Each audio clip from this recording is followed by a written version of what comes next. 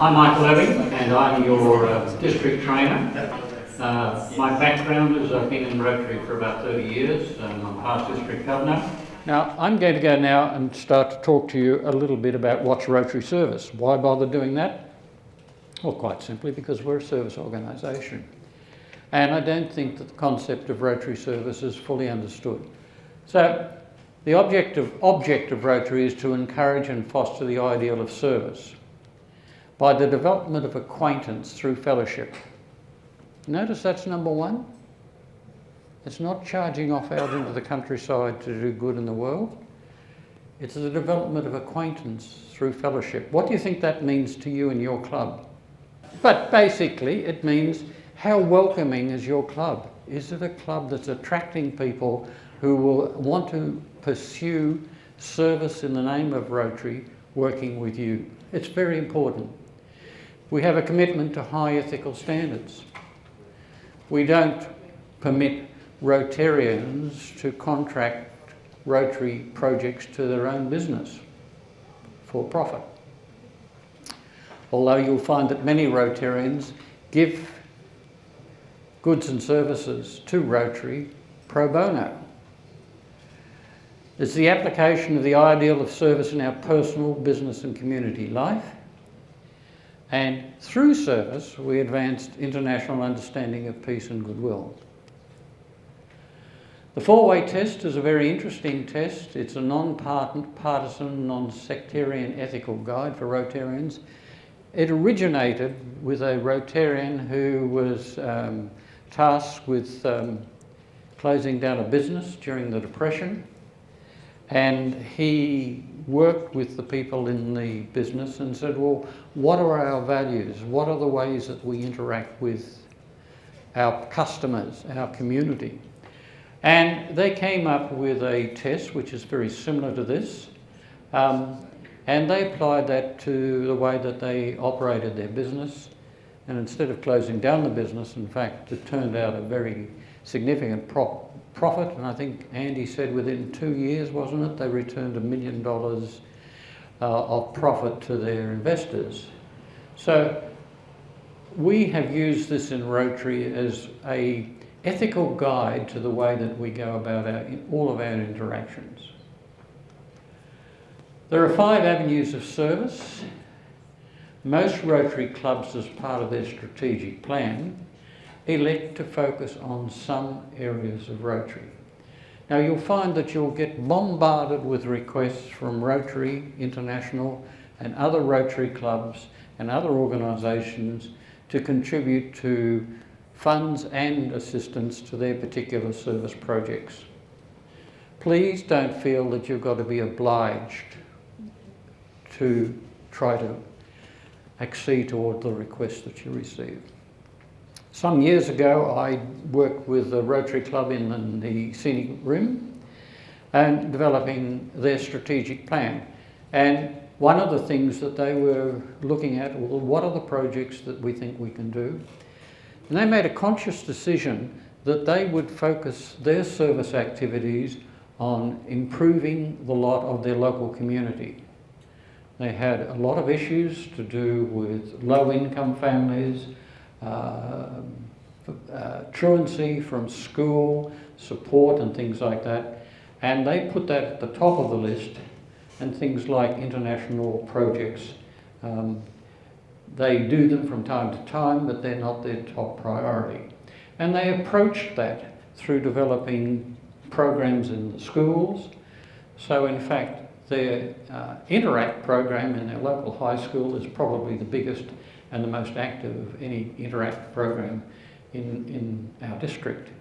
So they made that strategic decision about these are the service areas that they wanted to support. So club service, remember the first sentence about service, about fellowship. When you're asked to be a club officer, you're probably one of the most important people about creating the ambience in terms of how welcoming is your Rotary Club to new Rotarians and to visitors and people who are considering joining Rotary. Why is it important? Well, you know from exit polls that 50% of the Rotarians who join Rotary leave within 2 years. And the reason why they say they leave is primarily because they said they've never had anything to do in Rotary. They wanted to join Rotary to do things, and nothing ever happened.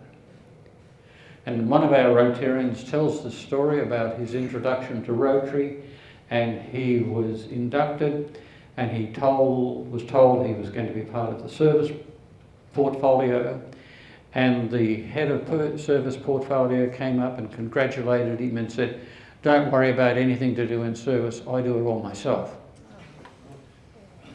When he joined a club on the Gold Coast, exactly the same experience, and some of his critics say he has never learned because that's still the way he operates himself. But you can see that if someone is put into a position, into a committee, and the committee never meets and they never do anything, they rapidly get disillusioned. So if you're asked to be a secretary or a treasurer or something in your club, you have a very important role to ensure that fellowship is enjoyed by all who visit your club. And equally important, and probably most important, are the people who are the meeters and greeters. How many of you have got sergeants in your club? How many of the sergeants in your club see their role there is to tell corny jokes and raise money through fines? Okay? Well, that's not what the role of the sergeant should be. And if you Google this is not Michael Irving saying this, you Google this, you see that the role of the sergeant is to assist the president to ensure that all of the arrangements for the meetings are in place, that the president knows a little bit of the background about the guest speaker, that the guest speaker is made welcome, that there's follow-up with the guest speaker to see if the guest speaker might like to come along and attend more Rotary Club meetings. That's the role of the sergeant. It's been hijacked by people who seem to think that the role there is to raise money. And when you think about it, it's discriminatory, because the Rotarians who don't turn up at the meeting don't get fined. Yet the ones that do get a double penalty. So just think carefully about your sergeants, and I would suggest that it'll take a while to wean people off this. We have in my own club someone who only ever turns up when he's sergeant. Wean them off the concept that their role is to tell corny jokes and extract money. Their most important thing is someone who meets and greets. And I went to Burleigh Head's 65th anniversary the other day, and I've been going to that club for over 20 years. And the thing that's so strong about that club is that everybody is made to feel welcome when they walk in the door. And they're also made to feel welcome when they walk out the door. And it's no wonder people come along to that club and say, this is the club I want to be a member of. The next component is vocational service. And through Rotary, we bring together people such as yourselves to bring your expertise to enable us to do vocational training and professional development. So some of the things that we do are student scholarships, career counselling and guidance, supporting workshops such as the End Domestic Violence, which started off as a project that was run by Ballarat Richmond Rotary Club last year, and it's this year, and more clubs in our district, with the encouragement of our district governor, are taking on domestic violence as something that Rotary can do something about. Community service is finding ways to improve the quality of life of people in their communities. And the Rotary Foundation district grants are used primarily to undertake community projects, and I'll talk more about that later. But some things are such as upgrading public spaces and parks and gardens. And so you drive around and you will see signs that says this was built by the Rotary Club of so and such and such. Next time you go to Yamba, every public seat in Yamba has got donated by Yamba Rotary Club. It's fantastic publicity for Rotary, and it's doing great things. We've got projects like disability support for mobility scooters, assisting the elderly and disabled through programs such as Sailability, and the provision of health equipment. And we're doing things like this, like Kingscliff Rotary Club, Grafton Rotary Club, are clubs that have bought defibrillators for the communities. They're very powerful service projects and valued by the community. International service. I think the key thing about international service is that the projects that we do are really focusing very much on promoting global understanding and peace. And we do this by a number of ways. We can do it by visiting Rotary clubs in other countries and participate in what we call Rotary Friendship Exchange. And past District Governor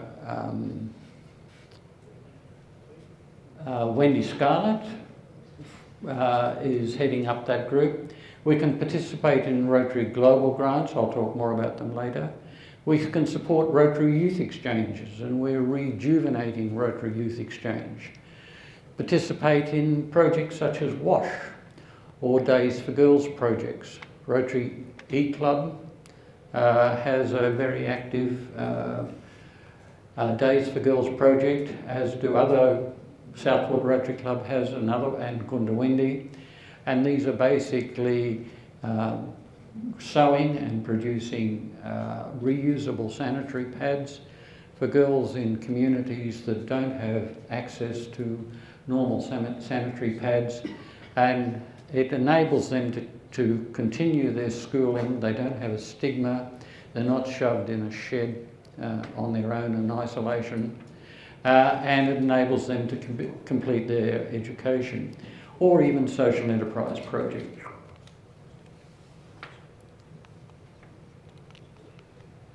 And then we have youth service, and this is one of the great strengths of our club, of our district, is empowering youth through leadership development programs in the name of Rotary, starting with Early Act, age 5 to 13, going right through to RILA, Rotary Youth Leadership Awards, and the Model United Nations Assembly. So these are the 5 areas.